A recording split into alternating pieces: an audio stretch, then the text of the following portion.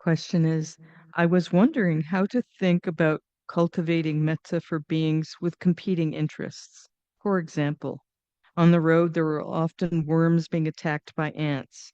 If I wish the ants well, the worm dies, and if I wish the worm well, the ants go hungry and die.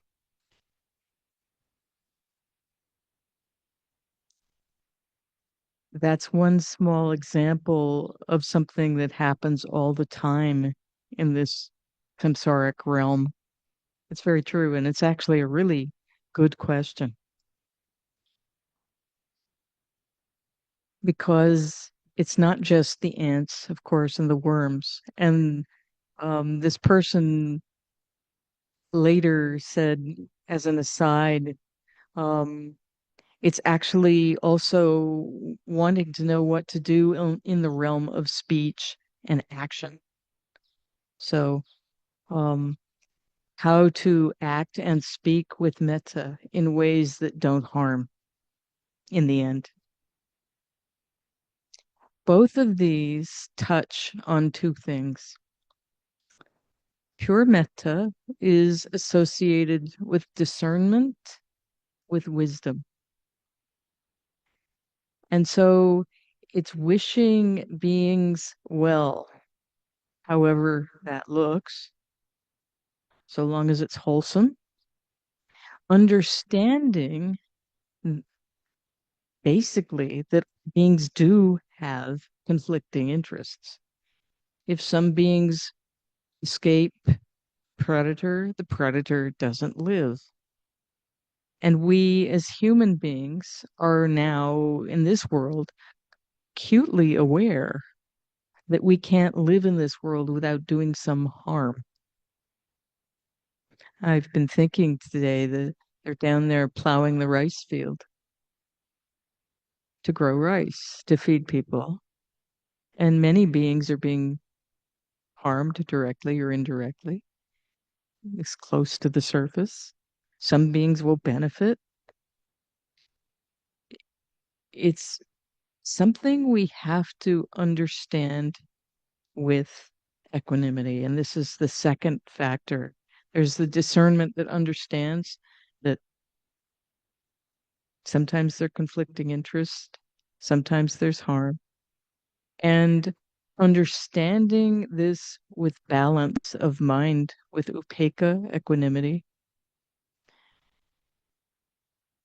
Upekkha basically means all beings are owners of their actions.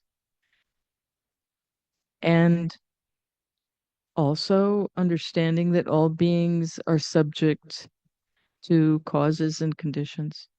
So there's kamma, causes and conditions. And so we radiate metta without an agenda.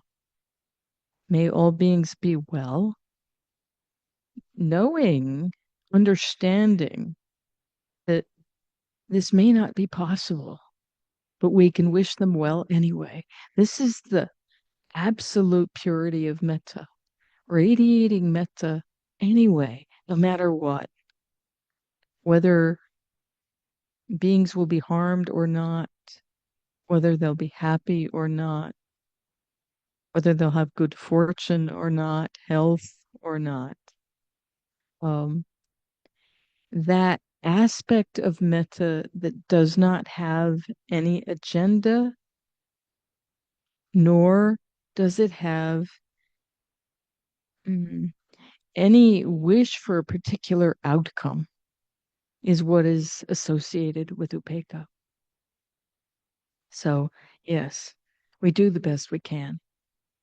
And we don't take sides with metta, neither the worms nor the ants, but may both be as happy as it is possible to be in this realm of samsara. Now, when going to the realm of metta in deed and metta in speech, bringing in this discernment of wisdom and the balance of upekkha is a practice. So, taking a moment before we speak, before we act, is this really helpful? what's behind this desire to say or do something? Am I just making myself feel a little better, or does it really help? Um, Metta is something we do in the world through speech and action. So it takes cultivating that understanding and taking time to reflect about the intention that underlies the wish to speak and act. So it's really, it's also a practice of mindfulness, knowing where you're coming from, basically, before you say or do anything.